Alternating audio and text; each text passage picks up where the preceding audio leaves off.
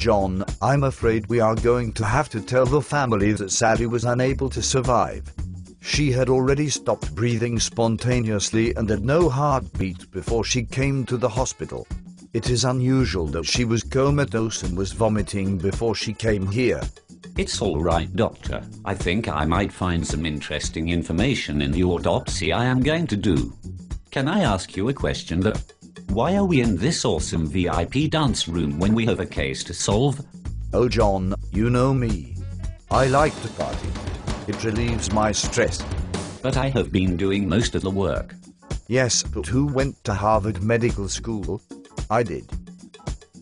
This is what the world has come to.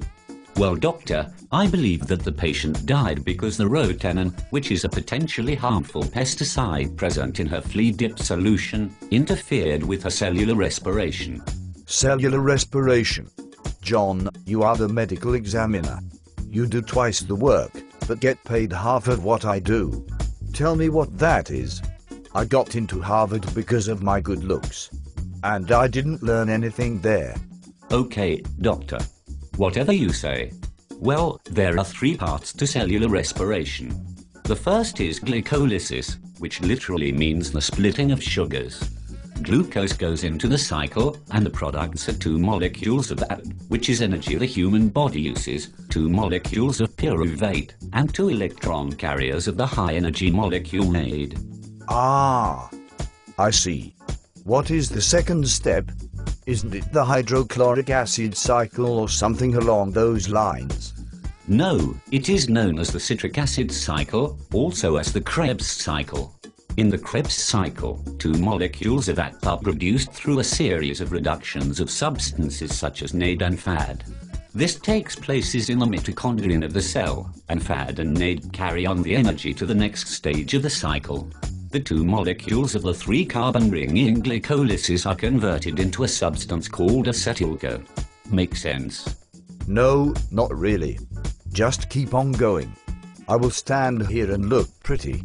While you bask in your vanity, sir, I shall tell you about the electron transport chain. It is the 3rd step of cellular respiration.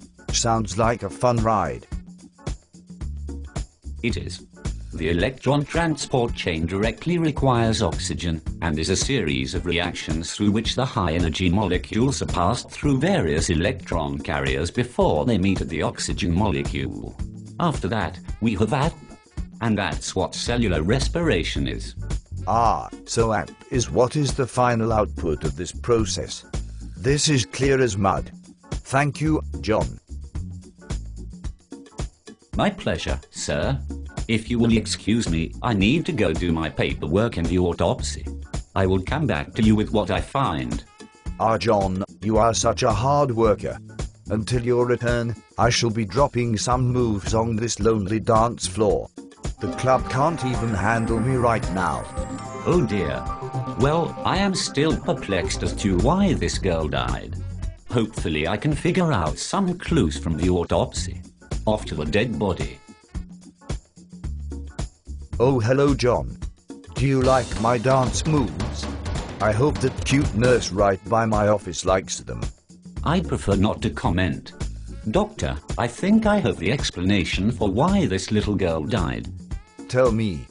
In the studies found of the cells in her body had really low NAD+ levels and really high NAD levels. And according to previous research, the ingredient of rotenone in Flea acid is known to cause a lack of oxygen in the electron transport chain in the mitochondria. Well, why is that significant, John? You see, the lack of oxygen means that there is a lack of a final electron acceptor which would ultimately end the electron transport chain. On a larger scale, this means that the entire cell respiration would be disrupted due to the lack of ATP from the terminated electron transport chain. And any living organism needs ATP in order to function. This is the ultimate cause of the girl's death based on the evidence obtained from her autopsy and knowledge of biological functions within the human body and cell respiration. Brilliant. Absolutely brilliant. You would be a great student at Harvard Medical School. Oh, Doctor, how the tables turn. I forgot to tell you. My last name is Harvard. John Harvard III.